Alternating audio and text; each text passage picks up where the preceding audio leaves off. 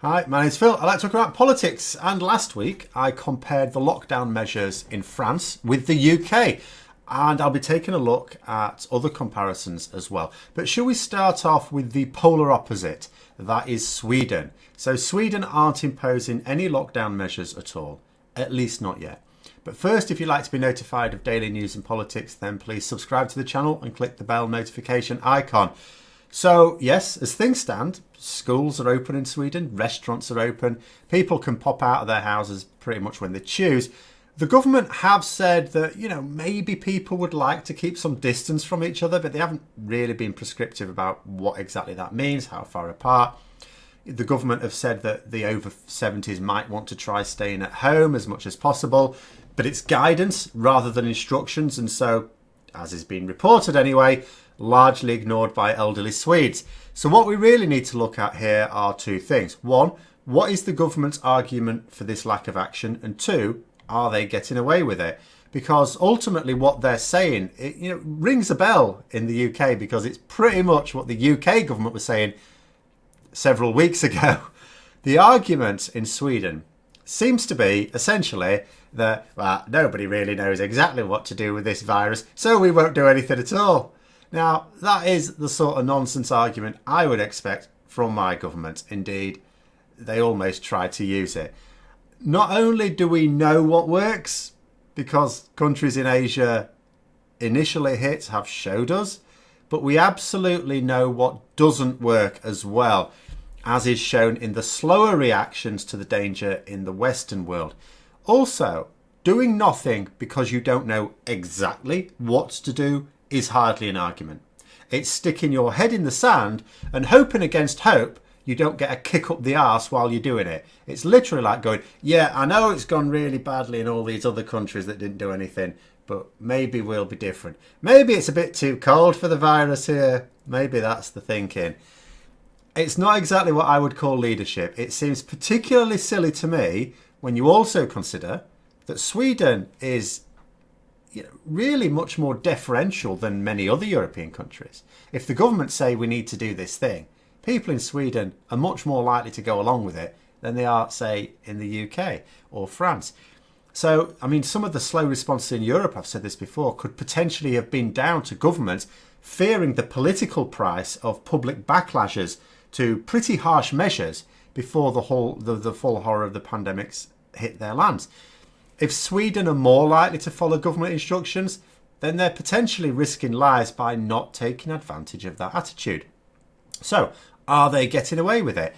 In terms of the impact, Sweden, like other countries to have been hit by the virus, has been experiencing a sharp upturn in deaths. They are behind the curve compared to a lot of other countries. Again, where you are on the curve depended on how quickly it hit.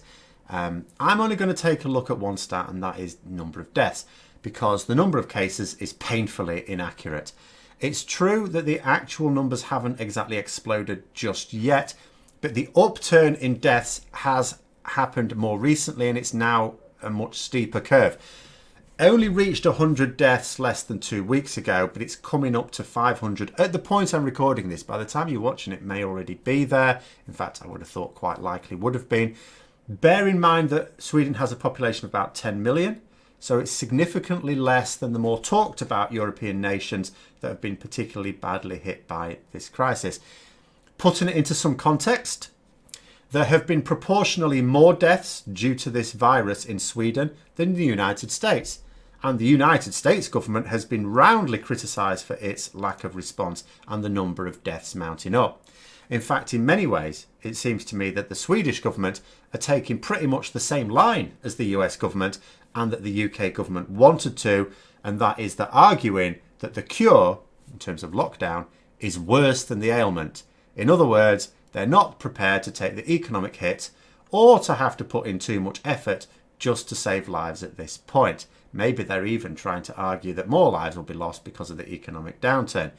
And going back to that argument about not knowing what's best, I suspect as more and more countries that did go into lockdown, whether early or late, start to flatten out their curves and even see them dropping down, and Sweden's continues to rise, I'm guessing questions are going to be asked much more urgently as to why this latest government didn't take the whole thing much more seriously. It'll be just another in a long line of countries that had notice of this and they were told what to do and didn't. Because one thing that I think the data will show, and this is speculation at this point because it's too early for it to actually show this, but one thing I strongly suspect it will show is that taking action later doesn't just mean that the curve goes higher before it flattens. I think it'll mean having to adopt the harsher measures for longer. And we know that the lockdown has to be in place for quite a while already, even when action is taken early. Months, not just a few weeks, 2 or 3 months. So how much longer may they need to be in place if you take action too late? So there we are. I hope you found the video interesting. If you did, don't forget to click the like button. If you'd like to support the channel further, then please also click the Patreon link for details. And until next time, I'll see you later.